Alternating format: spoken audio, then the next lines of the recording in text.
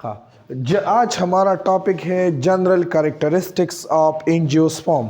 कल हमने general characteristic of gymnosperm discuss किए थे। आज हमारा टॉपिक है एंजियोस्पर्म के कैरेक्टरिस्टिक्स।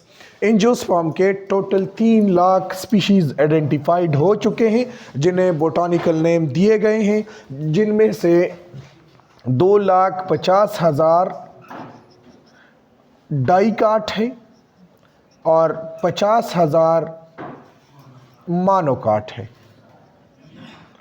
यानी टोटल एंजियोस्पर्म में 3 लाख स्पीशीज आइडेंटिफाइड हो चुके हैं। एंजियो ग्रीक वर्ड है जिसके मानी है inside. Sperm mean seed. Inside seed का मतलब है चूंकि इसमें सीड फ्रूट के अंदर प्रेजेंट होता है, नेकेड नहीं होता, फ्रूट काट कर वो फिर हमें नज़र आते हैं, इसलिए इसे एंजियोस्पर्म कहा जाता है चूंकि इसमें सीड फ्रूट के अंदर प्रेजेंट होते हैं। They are flowering plant. जितने भी एंजियोस्पर्म है ये फ्लावर प्रोड्यूसिंग प्लांट है। सारे एंजियोस्पर्म में फ्लावर बनता है। And they are also fruit producing plant. चूंकि फ्लावर बनता है और आप लोग पढ़ चुके हैं कि ripened ovary is called fruit, और ऊरी हमेशा फ्लावर में प्रेजेंट होता है। सो इसमें फ्रूट प्रोड्यूस होता है। प्लांट बॉडी जितने भी एंजियोस्पर्म है, जिम्नोस्पर्म के केस में भी इस तरह था, plant body is always sporophytic and diploid. Sporophytic generation is always dominant. Gametophytic generation is dependent and always reduced. Gymnosperm में वो रिड्यूस होता है।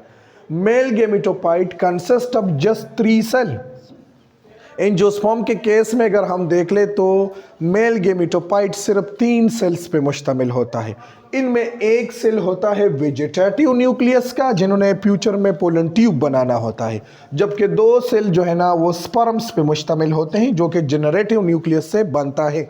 So male gametophyte consist of just 3 cell, vegetative nucleus and 2 sperms, while female gametophyte consists of just 7 cell. यानी इतना reduce हो चुका होता है एंजियोस्पर्म के अंदर, जो कि सिर्फ 7 सेल पे मुश्तमिल होता है। अगर आप इनके गेमेटोपेटिक बॉडीज़ को देख ले तो इसमें टोटल 7 सेल होते हैं। 2 सेंटर में होते हैं, फ्यूज़ होते हैं, जिसे एंडो स्पर्मिक सेल कहा जाता है। 3 साइड पे होते हैं जिसे कलेक्टिवली इग अपरेटस कहा जाता है, जिनमें ये 2 वाले ये साइनर्जिट होते हैं, और सेंटर वाला इग होता है। ऊपर वाले जो 3 सेल होते हैं this is known as antipodal cell. Antipodal cell इसे कहते हैं। कहने का मकसद ये है कि female gametophyte consist of just 7 cell in case of angiosperms. They are spermatophyte, यानी जितने भी एंजियोस्पर्म्स है ये सीड प्रोड्यूसिंग प्लांट हैं। Gymnosperm plus angiosperm are collectively called spermatophytes. They are high vascular plant, चूंकि इसमें वस्कुलर टिश्यू वेल डेवलप्ड होते हैं, so called vascular plants. Vessels are the characteristics of angiosperm.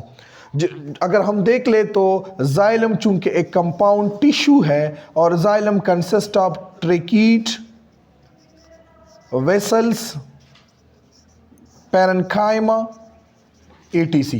In different types of cells पे मुश्तमिल होता है। चूंकि vessels इनमें प्रेजेंट होते हैं एंड सिर्फ एंजियोस्पर्म में ये पाए जाते हैं, so it is considered the characteristic of angiosperm. जहाँ तक कंपेनियन सेल्स की बात है तो ये प्लोएम में प्रेजेंट होता है, जो प्लोएम लोडिंग करते हैं, जिसमें वो जो स्टार्च है उनको सैकरोज में कन्वर्ट करके प्लोएम में लोड करके एक जगह से दूसरी जगह ट्रांसपोर्ट करते हैं। लिहाजा companion cells are also the characteristics of angiosperms. इसके अलावा अगर पोलिनेशन जो है ना एंजियोस्पर्म में एंटामोफाइलस भी है, इंसेक्ट्स के ज़रिए भी होता है, एनामोफाइलस भी है, हवा के ज़रिए भी होता है, और हाइड्रोफाइलस भी है, पानी के ज़रिए भी होता है। Double fertilization is also the characteristics of angiosperm. इनमें 2 स्पर्म्स बनते हैं, एक स्पर्म ने फ्यूज होता है इग के साथ, दूसरे स्पर्म ने फ्यूज होता है एंडोस्पर्म के साथ। लिहाजा डबल फर्टिलाइजेशन होती है एंजियोस्पर्म के केस में। And endosperm is always triploid. देखिए इनके जो गेमेटोपेटिक बॉडी होती है, दो endosperm N plus N already आपस में फ्यूज होते हैं और एक इनके साथ स्पर्म ने आना होता है, एक इनके साथ स्पर्म आ जाता है।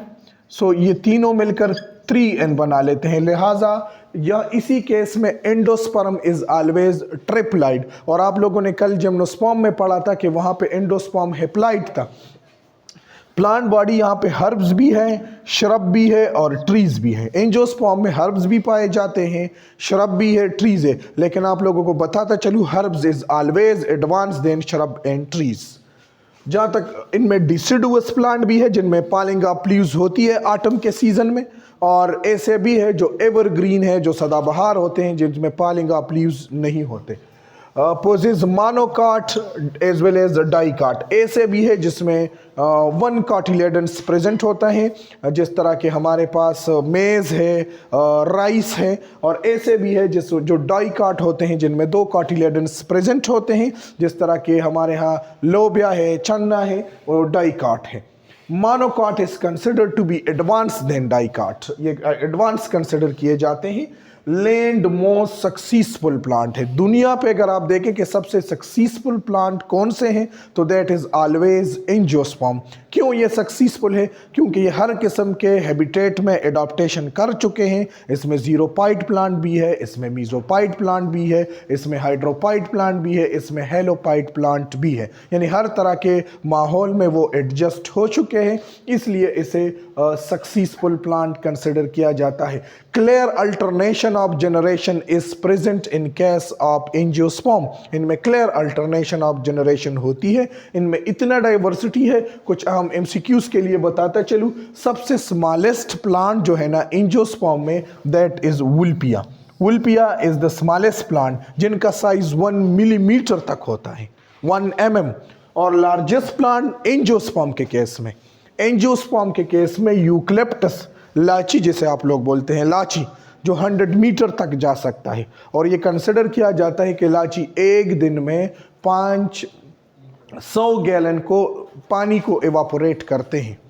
इसके अलावा रिप्लिशिया एक प्लांट है जिसका लार्जेस्ट फ्लावर होता है और ये belong to angiosperm. Rafflesia flower सबसे लार्जेस्ट फ्लावर होता है। So these are the characteristics of angiosperms.